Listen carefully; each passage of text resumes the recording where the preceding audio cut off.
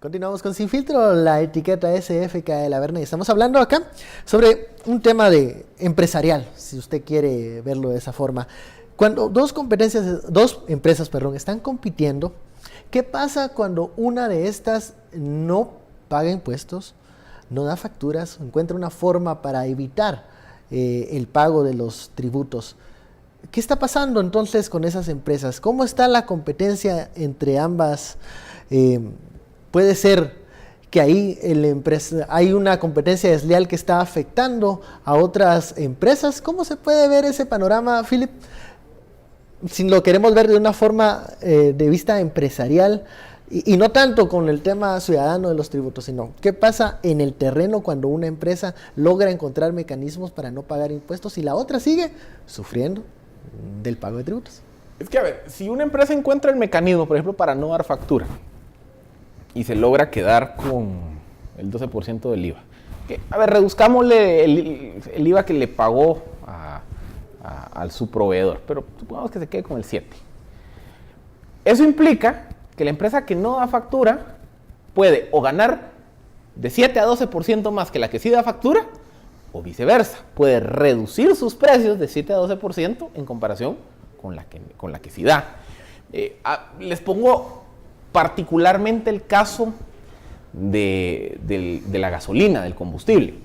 El expendio del negocio de expender gasolina es de los negocios que tiene las utilidades, los márgenes más cerrados entre la competencia. Es más, vayan ustedes a ver y se van a dar cuenta que la mayoría de precios de las gasolineras está en un rango de 5 centavos de 5 centavos hacia abajo. Es decir, o sea, abajo, ahí arriba. sí se pelean los centavos. Ahí sí la utilidad es muy marginal. Y la ganancia que yo puedo tener respecto a mi competidor está más asociada a qué capacidad tengo yo para reducir costos. Pero si mi gasolinera no le da factura al consumidor y la de Juan Carlos sí, entonces eso quiere decir que yo me podría ahorrar hasta, ¿qué? 2 y pico por galón. Entonces yo puedo bajarle más mis precios, entonces la gente se va a enterar de mi precio más favorable y entonces le van a dejar de consumir a la Juan Carlos y se van a ir conmigo. Entonces ahí se genera un círculo vicioso en donde no dar factura le permite al informal o al ilegal reducir precios y eso a su vez daña o genera un detrimento de la persona formal o de la empresa que sí está facturando. Bueno, Juan Carlos, ya vamos a cerrar este tema. ¿Usted compraba la de la gasolina robada? Yo tengo que decirlo, ahí en la zona 3 había una famosa gasolinera hace unos años en donde se hacían colas. Claro. Para adquirir la gasolina, porque la terminaron cerrando. ¿De un diputado? Así es, la terminaron cerrando. Mire, eso era un ejemplo claro. Vamos cerrando el tema de esto de SFK de la Verna. Al decirle a la gente que lo que está pasando, el tema de los impuestos, el tema de la defraudación, no es algo que sea lejano, es algo que atañe a uno. Y sobre todo desde el momento como uno ciudadano exige una factura o decide también obviar ese paso y no recibirla, o incluso adquirir un producto por el 12% menos del valor. Nosotros, ¿qué reflexión tenemos que hacernos como ciudadanos? Yo creo que la primera es pedir la factura. Sí sirve para contribuir, sirve para que efectivamente tengamos la posibilidad como ciudadanos de exigir que estamos cumpliendo con nuestra parte y que estamos haciendo que otro que está haciendo un negocio lícito, que se está esforzando, pero que también contribuya.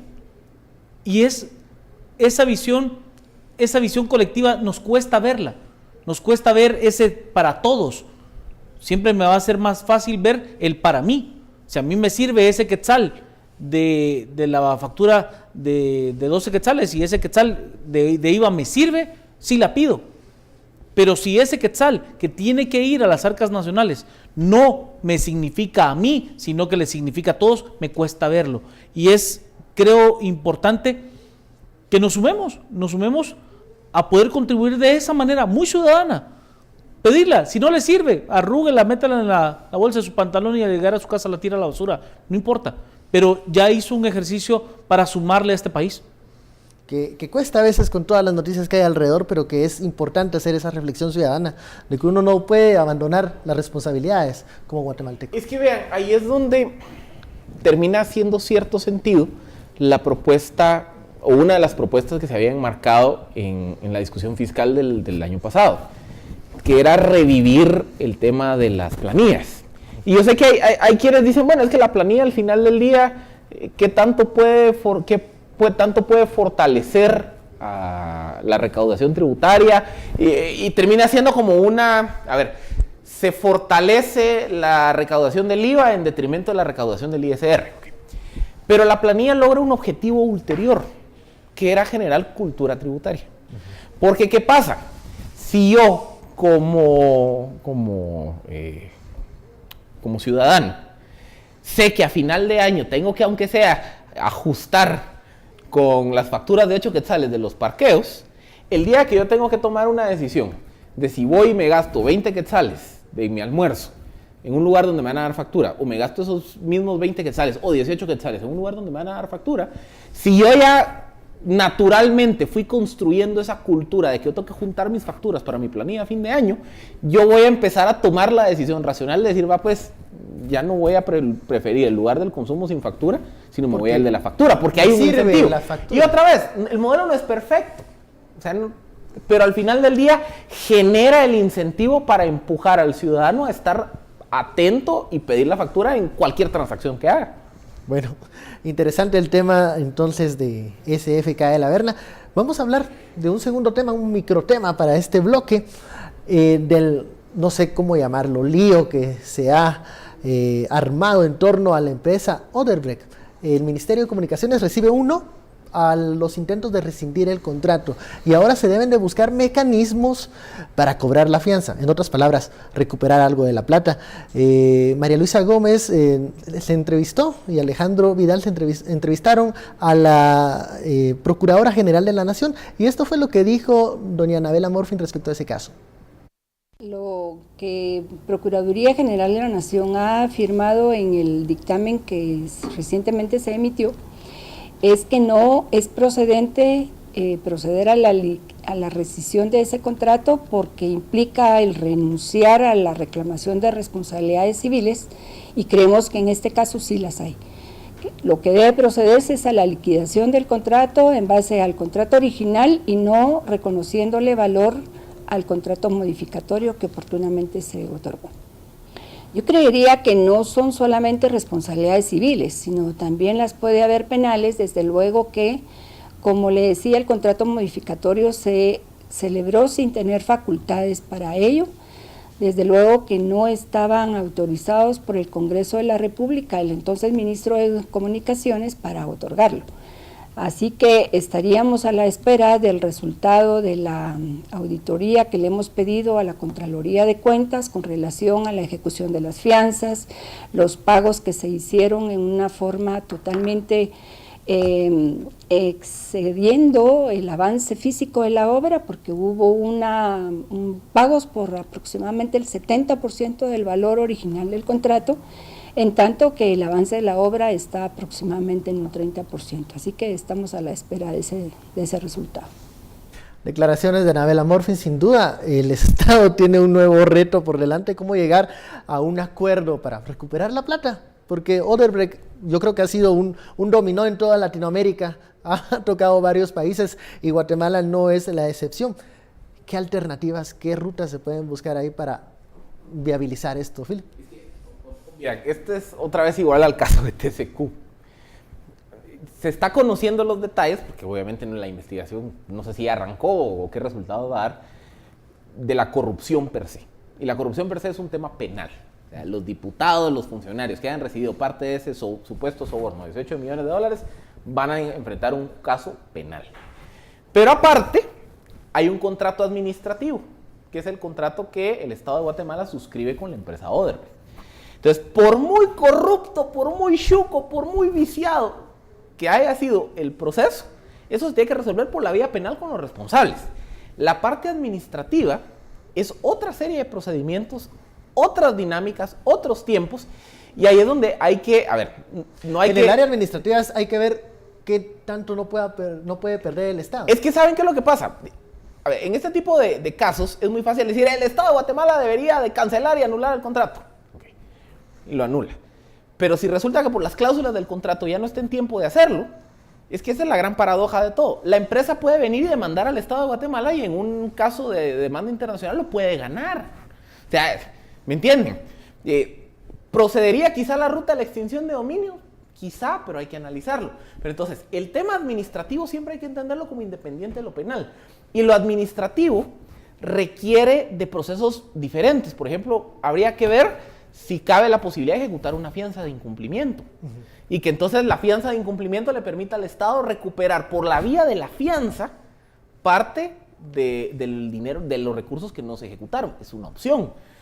Lo que pasa es que no se pueden tomar decisiones tan a la ligera, porque ahí es donde muchas veces por tomar decisiones a la ligera es que el Estado termina pagando los platos rotos de una operación corrupta. Dígase, caso Ferrovías. Caso Ferrovías, y bueno, esto parecido a TCQ, ¿no? En el criterio de que muchas personas, muchas voces dicen, no, eso no hay que continuar con ese negocio, no hay que continuar con esa empresa, porque ahí hubo un soborno, ahí hubo una coima, ahí hubo un interés espurio detrás.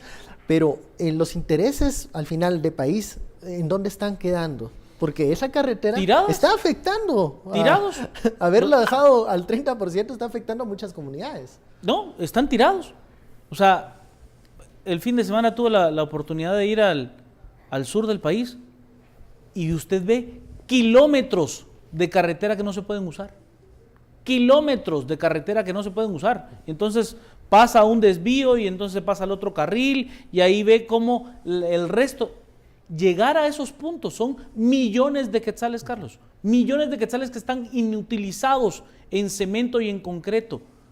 A ver, indudablemente, yo sí lo veo distinto al caso de la terminal de contenedores Quetzal, porque esa obra está terminada.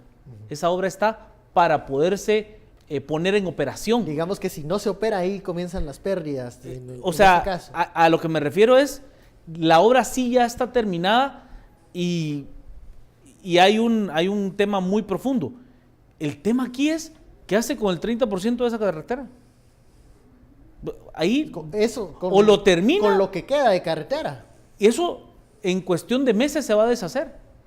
O sea, o lo termina o todo ese dinero se va a volver materia que se fue con la lluvia. Y ahí está el dilema del Ministerio de Comunicaciones, un Ministerio de Comunicaciones que no ha ejecutado en otros años, en otras administraciones. Esa era la maquinita, ¿no? El reloj suizo que ejecutaba recursos. Yo en su momento entrevisté al exministro Sinibaldi y realmente me dijo que él era extremadamente responsable porque había ido a hablar con el entonces ministro de Finanzas para que se asignara el dinero para pagar hacer los pagos de esa carretera. Y entonces él ya no era ministro, y fue a hablar con un ministro de Estado para decirle, mire, oiga, ahí se acuerda de la partida de la SAEA 2 Occidente, porque, hombre, es una obra importante. Las cosas. Es una obra importante. Entonces, nosotros la trabajamos, hicimos todo el proceso para una obra de desarrollo que hoy prácticamente se va a ir con la lluvia. Responsabilidades penales, hablaba también la Procuradora General de la Nación. ¿Va a causar un tsunami o al menos una ola alta Odebrecht en Guatemala? Yo creo que sí. y vean, lo que pasa es que aquí el caso tiene mayor complejidad porque estamos hablando de un acuerdo que se hace judicial en el marco de una fiscalía con Suiza y Estados Unidos. La información tiene que venir a Guatemala, probablemente ya vino, pero hay que hacer todo un proceso de verificación. Por ejemplo, esos 18 millones hay que tratar de identificar a través de quién entraron, quién fue el intermediario, cómo se lavó. Similar al caso TCQ, es que hay muchos paralelismos. En el caso TCQ hay una declaración de Monzón donde dice, vea, ahí hay un soborno de 30 millones de quetzales, de 30 millones de dólares, perdón.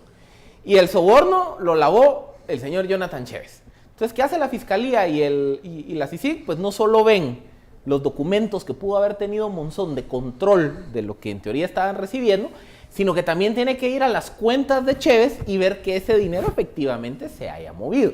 Entonces, es algo similar lo que tiene que ocurrir aquí. O sea, ahí hay un testimonio que dice que 18 millones de dólares fluyeron a Guatemala. Lo que pasa es que no se han conocido los detalles de a quiénes. Probablemente esos detalles cobraron? Ya lo tiene la Fiscalía. Lo que tiene que hacer ahora la Fiscalía, ya conociendo los detalles de la investigación, el famoso papelito chuco, es decir, a mí me dijeron que se utilizó tal mecanismo, tal empresa o tal persona lo metió al sistema financiero, etcétera, etcétera. Entonces hay que ir a verificar que esa transacción entró.